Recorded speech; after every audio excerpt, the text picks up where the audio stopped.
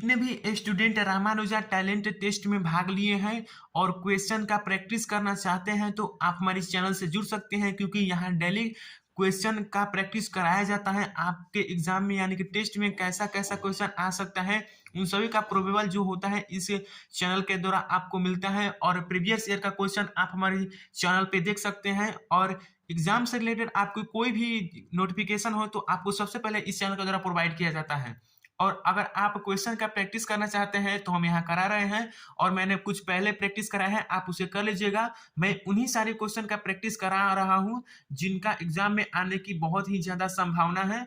तो चलिए, ये आप देख सकते हैं कि क्वेश्चन जो आया है वो बोडमास पे आया है, जिसका मतलब आप लोग सभी लोग जानते ही हैं। जो नहीं जानते उनके लिए मैं बता रहा हूँ कि बोडमास यानी कि 20 से सबसे पहले हम लोग ब्रैकेट्स का काम करते हैं, उसके बाद ऑफ यानी कि गुणा का काम करते हैं, डिवीजन यानी भाग का काम करते हैं, एम यानी कि मल्टीप्लिकेशन यानी कि गुणा का काम करते हैं, एडिशन जोग का, सब्सट्रैक्शन घटाव का। तो सिंपली हम लोग इसी नियम के आधारित इस सवाल को बहुत ही आसानी से सॉल्व कर देंगे। तो देखिए हम लोग इस सवाल को कैसे सॉल्व करेंगे। तो सिंपली हम सबसे पहले 40/4, और हम सबसे पहले ब्रैकेट का काम करने वाला है। तो 2 + 3 यानी कि 5 हो जाता है, प्लस 30/5/3। इतना सब करने के बाद अब हम इसमें का जो भाग है उसका कार्य करने वाला है।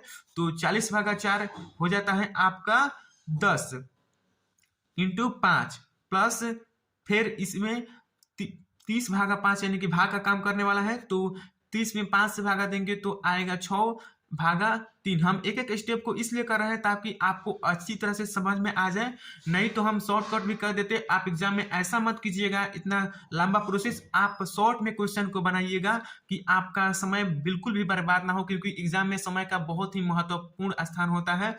उसके बाद हम यहाँ पर इस भाग का भी क्रिया कर लेते हैं। तो सिंपली मैं 10 × 5 प्लस 6/3 यानी कि 2।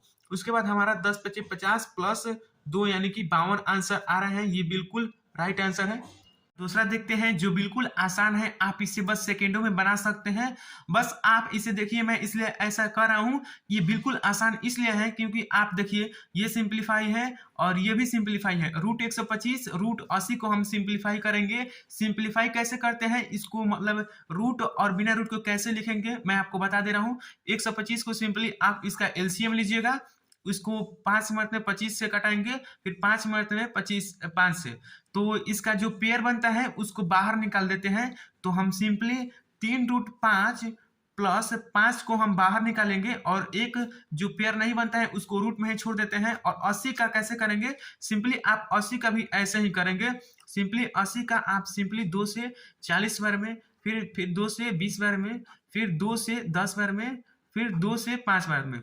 इसमें आप देख रहे हो कि 4/2 आया है, यानी कि आप 2-2 करके ले लीजिएगा, 1-2 और 1-2, 4 यानी कि 4/2 आया है, लेकिन आप 2 बार लेंगे क्योंकि पेयर बना है 2 ही बार। तो 2 × 2 यानी कि 4। तो आप सिंपली 4√5 लिख देंगे, रूट सिंगल खाली है। उसके बाद 6√5 आप देख रहे हो कि इसे आप आसानी से जोड़ सकते हैं। देखिए 3×5 8√5 और इसको आप 6×4 10√5।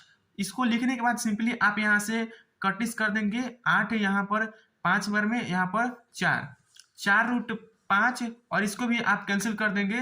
तो यहाँ मैं लिख देता हूँ फिर से एक बार, तो कैंसिल कर देंगे तो आपका आंसर 4/5 आंसर बिल्कुल 1 मिनट में से आप कम समय में इसे बना देंगे। अब मैं इसलिए टाइम ले रहा हूँ ताकि आपको अच्छी तरह से समझ में आ जाए, आप अच्छी तरह से कंसेप्ट को पकड़ लीजिए। ऐसे ही कंसेप्ट पे आपके जो टेस्ट है उसमें सवाल दिया जा रहा है। तो हम क्वेश्चन नंबर 3 देखते हैं।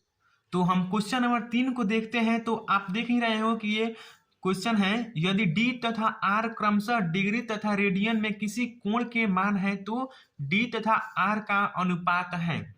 तो आप यहां से देख रहे हो कि ये डिग्री तथा रेडियन से संबंधित सवाल है, यानी आप डिग्री तथा रेडियन का जो जो कॉन्सेप्ट है उसे अच्छी तरह से अपने माइंड में रख लेंगे, इससे सवाल भी आता ही आता है।